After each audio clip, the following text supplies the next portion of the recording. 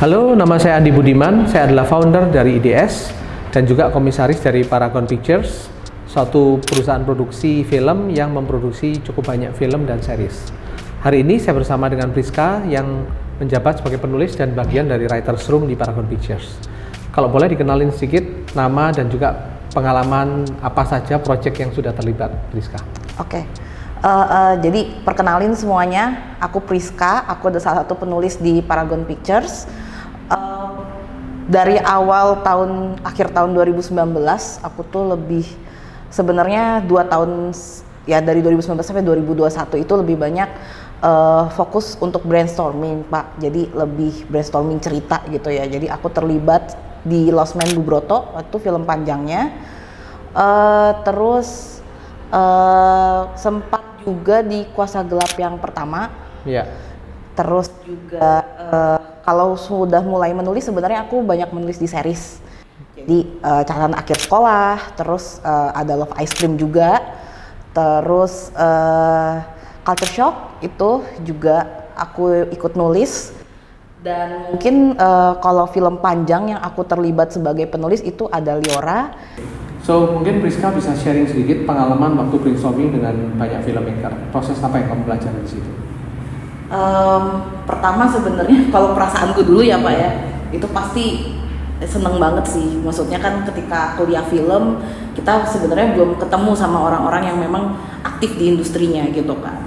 Nah setelah akhirnya kerja bareng gitu ya, melihat mereka, cara mereka development, banyak insight sih, mungkin terutama dari cara menyampaikan pendapat kali ya Pak ya.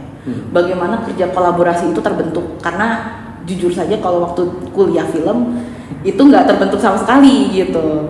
Itu nggak terbentuk sama sekali tuh proses kolaborasinya gitu, proses brainstormingnya gitu. Ketika melihat langsung, oh ternyata ini ya proses brainstorming yang ada di industri gitu Pak. Jadi di situ aku baru tahu sih bahwa nulis tuh bukan cuman pekerjaan satu orang, tapi meskipun bukan jadi penulis, tapi sebenarnya punya kontribusi banyak terhadap cerita. Itu yang sampai sekarang sebenarnya masih kebawa sih sama aku gitu. Karena kan lumayan ya 2 tahun, 2 sampai 3 tahun lah banyak ikut brainstorming gitu kan. Ya, thank you. Nah, dari pengalaman itu ketika kamu adaptasi menjadi proses nulis series, pengalamannya pasti beda. Kayak apa sih nulis series itu? Sebenarnya aku jujur aku tidak terlalu banyak belajar nulis series gitu ya. Jadi waktu itu emang dicemplungin aja langsung harus nulis series gitu. Jadi sebenarnya kita tuh awal-awal mungkin masih meraba-raba sih Pak. Maksudnya meraba-raba, ya udah nih kita kerjainnya rembukan aja barengan gitu. Awal-awal seperti itu, terutama waktu di catatan akhir sekolah gitu. Jadi kerasa banget bahwa wah ini kerjainnya karena bareng-bareng kan jadinya kita repot-repot bareng ya. Dan waktu itu showrunner-nya juga Tauti yang sebenarnya paling repot sih karena harus menyelesaikan semua episode sendiri gitu.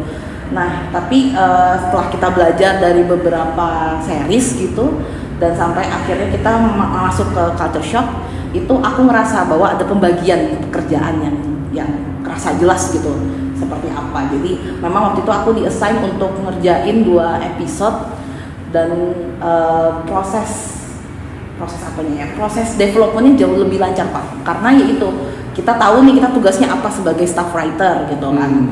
Dan kita juga tahu kapan kita nanti di draft mana kita harus diskusi sama showrunner-nya gitu. Dan itu tuh membantu banget sih untuk penulis ya gitu, karena aku juga paham gitu, daripada showrunner harus ngerjain semua episodenya sendiri kan kasihan banget gitu.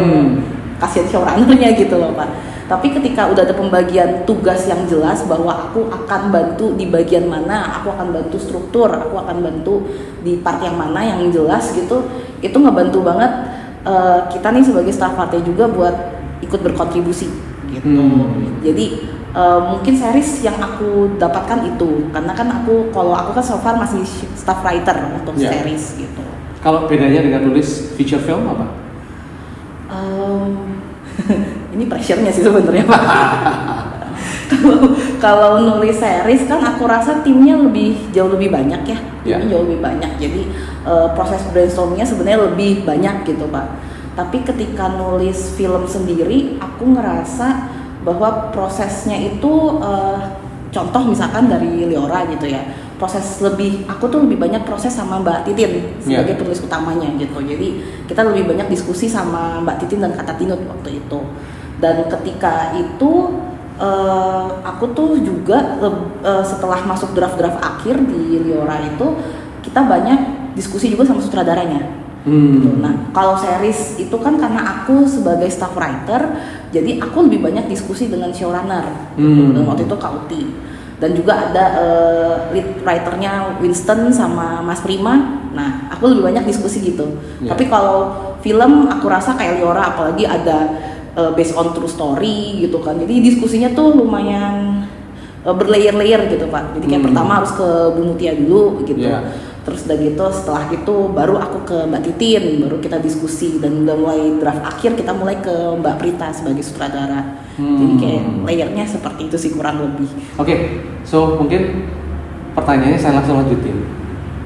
Kebetulan IDS bekerjasama dengan ECU atau Petra Christian University, kita membuat program S2 Copywriting dan Scriptwriting.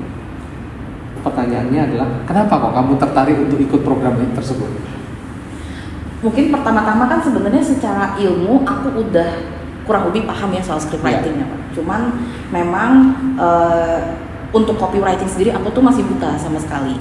Sedangkan ini kalau di luar kantor aku tuh banyak yang mencari sebenarnya copywriting Pak.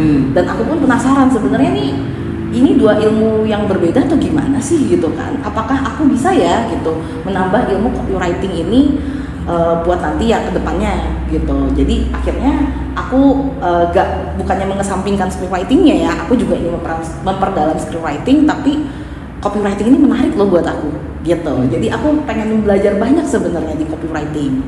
Itu mungkin ini perspektifku agak beda ya. Malah itu yang memperkaya, tiap orang kepengen belajarnya beda-beda.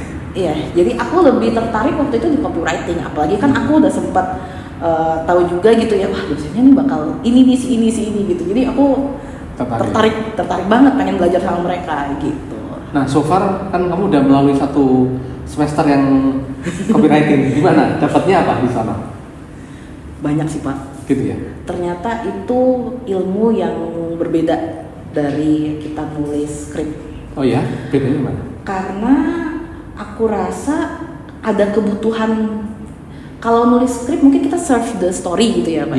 Tapi kok ini ada orang lain gitu. Ada orang yang harus kita serve gitu. Ya contohnya kayak klien gitu. Sehingga aku inget banget di mata kuliah brand planning yang kemarin itu Ko Edward itu kan sempet tuh ngajar 6 pertemuan ya gitu. Dan itu tuh membekas banget di aku karena ternyata tuh kita tuh sebagai penulis ya gitu bukan cuman harus nulis aja tapi juga harus belajar pitching. Belajar pitching, belajar ngenalin orang gitu, memahami orang lain. Kalau kita nggak suka sama orang tuh kita udah nggak bisa jadi penulis menurut Ko Edward. Oh ya? Kita harus suka sama orang. Kita harus mau belajar tentang orang dan kita harus mau belajar tentang diri kita sendiri. Gitu. Jadi kayak motivasi sih sebenarnya kelas itu. Tapi itu menurutku yang malah jadinya membekas sih Pak. Gitu ya? Itu membekas banget. Karena semua teman-teman angkatanku tuh semuanya ngomongin itu. Nice. Maksudnya setelah kelas tuh kita ada perasaan yang muncul. Bukan cuma kelas nih udah oke 2 jam gitu. Tapi ini ada satu perasaan yang muncul di kita untuk memahami diri sendiri gitu. Wow. Itu hebatnya Ko Edward sih menurutku. Kelas S2 apa kelas motivasi?